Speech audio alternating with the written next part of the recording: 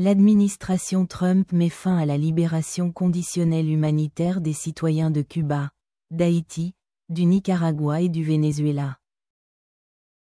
La secrétaire du département de la Sécurité intérieure, DHS, Kristi Noem, a annoncé la fin du programme de libération conditionnelle humanitaire, CHNV, pour les citoyens de Cuba, d'Haïti, du Nicaragua et du Venezuela, dans le registre fédéral du 25 mars 2025.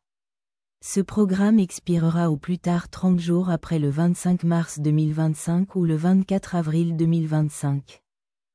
Les bénéficiaires du programme CHNV qui n'ont pas déposé d'autres demandes d'aide à l'immigration avant la publication de l'avis de fin de programme doivent quitter les États-Unis au plus tard le 24 avril 2025 ou à l'expiration de leur libération conditionnelle humanitaire.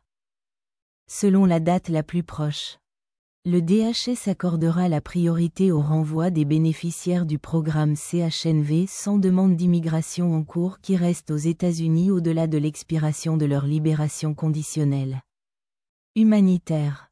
Le DHS a déterminé qu'après la fin de la libération conditionnelle, la condition d'octroi des autorisations de travail n'existe plus et a l'intention de révoquer les autorisations de travail basées sur la libération conditionnelle.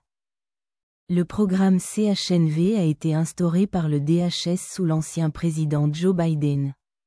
Il permettait aux citoyens de Cuba, d'Haïti, du Nicaragua et du Venezuela, bénéficiant d'un soutien financier américain, d'entrer aux États-Unis grâce à une libération conditionnelle humanitaire pour une durée maximale de 2 ans. Une fois sur place, les personnes en liberté conditionnelle pouvaient demander une autorisation de travail. La libération conditionnelle humanitaire était renouvelable. Cependant, le 4 octobre 2024, l'administration Biden a annoncé son refus de renouveler le programme. Environ 530 000 personnes ont bénéficié du programme CHNV.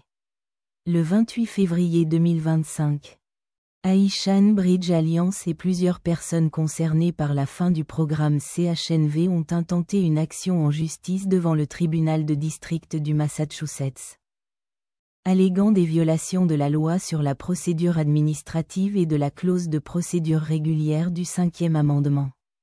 L'action en justice est en cours. L'opération Ali Welcome, le programme de libération conditionnelle humanitaire pour les Afghans qui ont aidé les forces américaines pendant la guerre en Afghanistan, et Uniting for Ukraine. Le programme de libération conditionnelle humanitaire pour les personnes fuyant la guerre en Ukraine, ne sont pas affectés par la dernière annonce.